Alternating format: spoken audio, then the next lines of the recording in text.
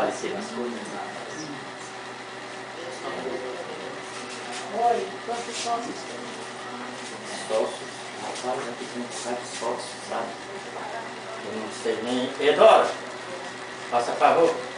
Eu não sei quantos sócios são aqui dessa área. Olha, são muitos. Vai Você sabe nem olhar na relação. na relação.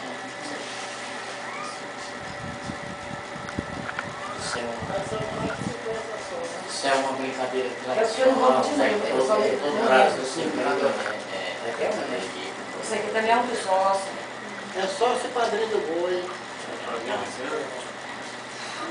Então é assim. Todo ano que é. Brincadeira de bolo, brincadeira social. No Brasil, Eu vou continuar. Se tiver exposto para mim, eu jogo todo eu isso. tive no território internacional, Paraguai, sabe? É de sangue. E lá, naquela região toda, lá eles têm essa tradição, essa brincadeira, brincadeira de reisado não,